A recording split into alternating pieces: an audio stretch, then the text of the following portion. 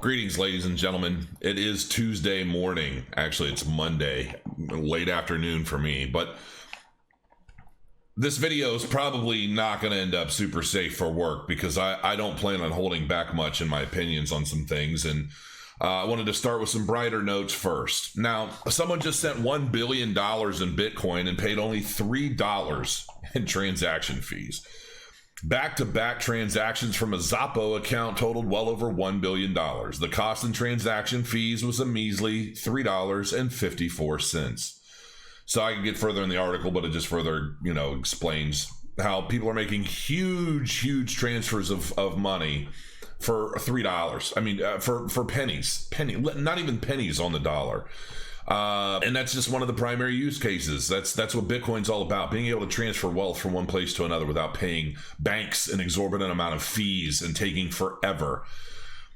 Now, this is interesting. Here's why Bitcoin's hash rate just saw a massive drop overnight. On October 26, large Bitcoin mining pools experienced a significant drop in hash rate, according to NovaBlock data. As explained by Thomas Heller of Hasher8, funny. The end of the rainy season of Sichuan that occurred on October 25th is to blame for the precipitous decline. Heller estimates that the top mining pools have lost about 22 EH/s second. Looking at the top 10 pools, we can see approximately 22 EH per second left the Bitcoin network. Not a precise measure, of course, but overlaid with the number of blocks mined per day. We can get a rough idea of the hash rate change. Floods are making miners vulnerable. Sichuan, a southwestern Chinese province, is responsible for 9.66% of the country's total hash rate since it beckons Bitcoin miners with its surplus hydroelectricity. Currently, miners are migrating to Xinjiang, Inner Mongolia, and other regions since they are no longer able to profit off of extremely cheap electricity costs. Rainy seasons typically last in Sichuan from May until September. This May, however, Sichuan suffered from power shortages because of prolonged high temperatures that caught local miners off guard, forcing them to scale down their operations. So a massive difficulty drop is on the cards. Bitcoin mining difficulty is now expected to record negative adjustment of about 10% next Sunday following the massive hash rate drop. This would be the second largest negative adjustment in 2020 after the historic 15.95% drop that was recorded after Black Thursday. So basically what they're saying is that we're losing hash power. Because of that, there's going to be that decrease in hash power, the number of miners that are churning and burning away on the blockchain network, calculating and managing all of these transactions are ultimately going to continue going down. And because of that, the overall difficulty is likely to go down as well, hopefully making mining a little bit more profitable, at least in the short term, for lower end mining equipment. And now we're going to get to this. Imploding Trump-Pelosi COVID-19 deal leads to 3% Bitcoin price drop. Bitcoin price fell 3% as the U.S. stock market plummeted, but traders expect these two key levels to prevent a deep Bitcoin pullback. Traders and on-chain analysts are now pinpointing 12,500 and 11,973 as the two levels to watch for the continuation of the Bitcoin rally. The Bitcoin price dropped sharply on the day due to the confluence of major macro factors. JP Morgan said the re-election of U.S. President Donald Trump would be the most favorable outcome for the stock market. The investment bank's analyst wrote, "We see an orderly Trump victory as the most favorable outcome for equities." Well, of course he's going to say that. Okay, so atop the election risk, the U.S. recorded a new peak in daily COVID-19 cases. Alongside the fear surrounding the pandemic, House Speaker Nancy Pelosi reportedly said the Trump administration is refusing the stimulus package. Okay, so I don't normally get political at all on this channel because, quite frankly, I think the politics is just nothing more than a play for the public to feel like they've been empowered to make a choice. And I have been so, I don't know what the word is. Frustrated is definitely part of it. Disgusted to a large degree. I have seen some of my most intelligent friends lie against Donald Trump. I have seen so much one-sided BS across the board. And when it comes to politics, I don't know necessarily what it is exactly. Now, here's the thing. I'm going to tell you straight up. I'm not a supporter of either one of them. I don't vote. I don't play a role in politics because, like I said, I think it's a big play. For those of you out there that think Biden has any opportunity, any chance whatsoever to win this election, you're absolutely crazy. That's what I think. And not because Trump is a better candidate or Biden's, kind of going senile or any of the stuff that you hear going on. That's just not what it's meant to be. It's just not meant to be. Biden's not going to win. And there are a lot of reasons for that. But the thing of it is, when this is the way I look at things, not even from a political perspective, okay? And you can agree or you can hate me. It doesn't matter. I don't give a damn, okay? Roast me in the comments. I don't care. Trump is somebody that everybody loves to hate on the Democratic side. Everybody. They want to burn him at the stake. Since he was elected, they have spent tens of millions of dollars to build a case to say that he's corrupt, that he's a traitor, a this, a that, he's racist, he's all these different things. They've tried labeling this man as a myriad of different negative things and always come up short. And yet the major news media is constantly trying to control a narrative that is supposed to make you believe that this individual is a terrible person, that he's all of these things. And I'm sorry, but when it seems like half our government and all of major news media has a major issue with a particular individual being and remaining in office, I tend to look towards that individual and think you might be doing something right. And I don't, and the other side to this is I see so much stuff about Trump being a racist, Trump being all this stuff, and I'm thinking, where's the proof of it? Where's the proof of any of this? Because I've tried to go in and find evidence of him actually being a racist, and I have not found anything. In fact, that opened up my eyes to so much stuff that he has actually done for black communities. Really, he was helping to finance the civil rights movement and was friends with all of those people involved. Jesse Jackson, all these people. How is that racist? And the thing of it is, and this is what I've also noticed, is that it seems like the major news media has taken it upon themselves to brand Trump as a racist because of a lot of the white supremacist type people who love and follow him and support him. And because of the people that have chosen to support him, they've basically branded him as such. And I think it's nonsense. It is all a political game. I honestly, personally don't believe I don't care who you vote for. Vote for whoever you love. Vote on somebody because of their hair color. Vote on somebody because of the way they dress, or maybe whether or not they point their thumb or their finger. I don't really give two shits who you vote for. What I'm ultimately sick and tired of seeing is the divide that each and every one of us are falling into, hook, line, and sinker, like the sheeple that we are.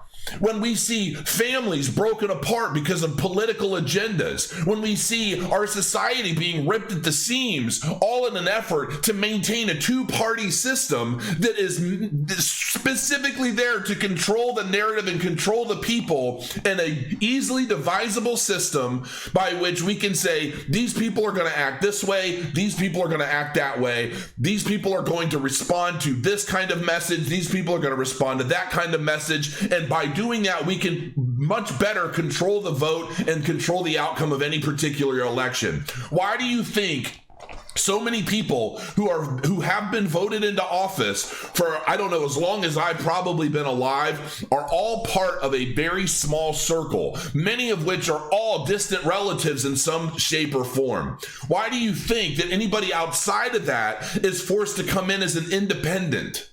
And why are those independents constantly ignored and not giving any airtime? They lack the money that it costs to be elected at those levels. Why do you think that is? When are so many people going to open their minds to what's really going on in this country? That is what bothers me. That is what frustrates me. That the minds of the public are so easily controlled because we're forced to spend so much time working 2 jobs, 3 jobs. Husband and wife are working to provide for the families and take care of the kids and to do what they need to do. And they don't have time to pay attention. They don't have time to look deeper than the headlines. They don't have time to research individual candidates or look at their policies or better understand any more than what they're being constantly force-fed by major news media in the 30 minutes that they have to watch TV before they have to go to sleep to wake up 5 or 6 hours later to get back to the grind and start all over again. And that is the problem with the way things are in this country, and it's been that way by design for so long.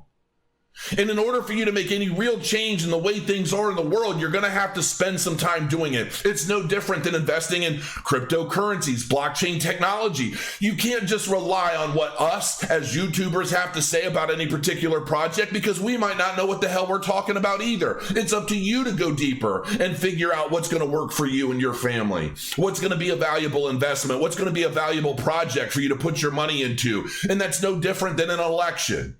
It's up to you, and it's your responsibility to figure out what is truth and what is lies so that you're making an educated decision on the individual you plan to vote for. And if you're not doing that, you're no more than any other sheeple in the rest of this country.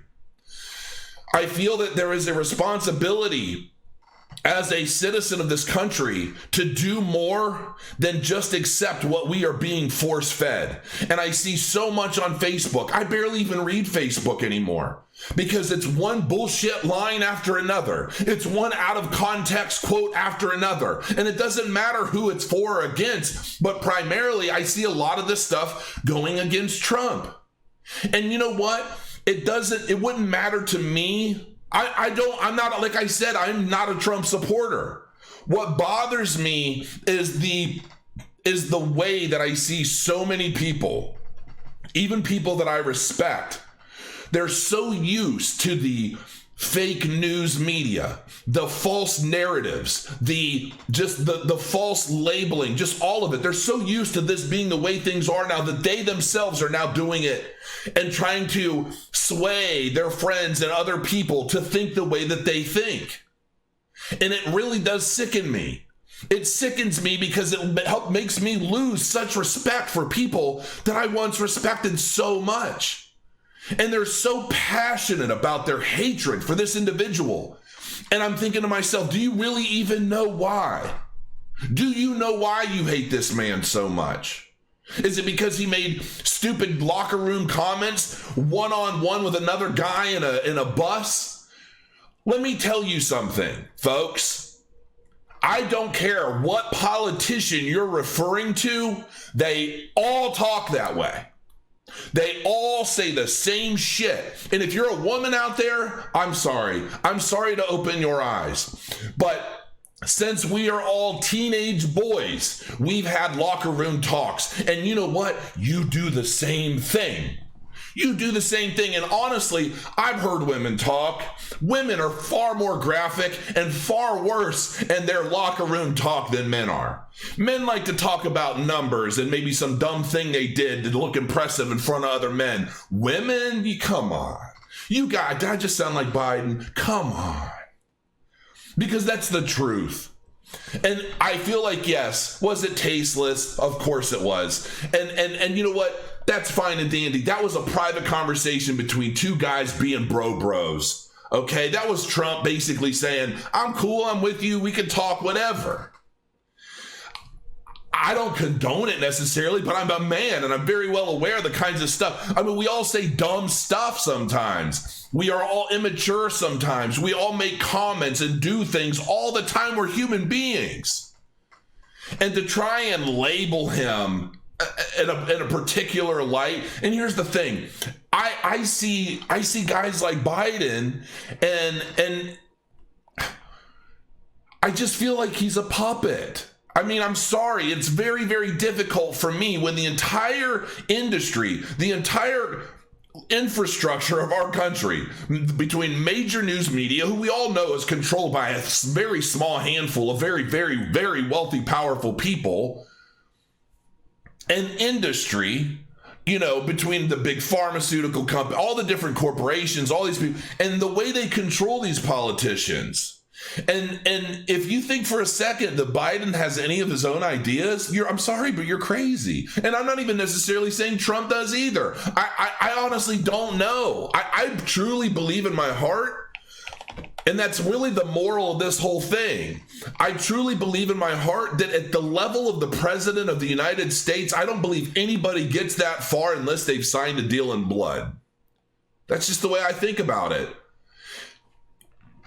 It doesn't really matter to me which individual gets into office. What matters to me is the constant divide in this country. What matters to me is that rather than have so many people look deeper into what they're being presented with to make better decisions for themselves, they're buying every article at the headline. When was the last time you shared, retweeted, or made a comment about somebody or something solely based off of a headline that you saw without reading the article and all the way to the bottom of it where the truth was potentially found? I'm sure everybody's done it. Because it's easy that way. And when I see stuff like this as it relates to, blockchain and cryptocurrency and the like, listen, folks, I'm just so tired. I'm so tired of waking up every day, looking through the news, checking my social media, and just seeing more of the same bullshit constantly. I feel like I have a job to do, and I have to sort through so much garbage and bullshit from so many people that don't know what the hell they're even sharing or talking about, all because of that's the thing. It doesn't matter what side anybody's voting on or voting about. It's all because they either love Trump or absolutely hate Trump. It has nothing to do with the other side. To me, if that were the case in an argument, it would look to me, what have I always said? I've said this time and time again. Those who point the finger are typically the ones with the most to hide. Think about it. How is nobody seeing what's going on? And this scares the shit out of me. Take this election and shove it. It's not even the point. The point is the mentality of the people. That is what is scaring the holy shit out of me. You've got all of this black versus white. You've got all of this rich versus poor. You've got all of this stuff, which has always been an issue. But the problem is that because of the divide that we are constantly allowing ourselves to play a role in, we're never able to work together to find any real resolution. Don't you get it? The divide is there so that we never move forward and we never move beyond the problems we face today while we watch them get worse.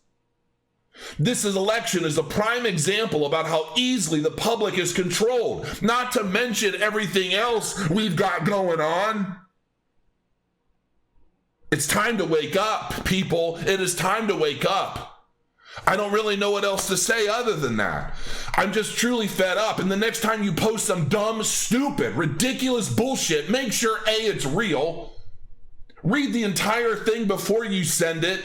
And if you truly have a passionate hatred for a man or woman on this planet, make sure you at least fully understand why.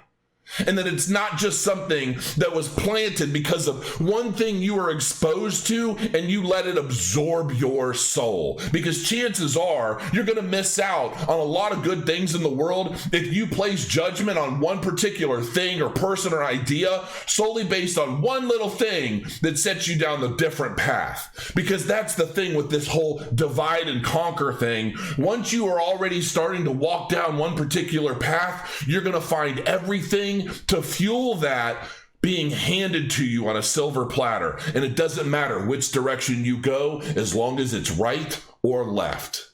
That is the problem, because typically the truth is found somewhere in the middle, but it takes a little extra effort to find it. Have a good afternoon, folks. Grow your coins.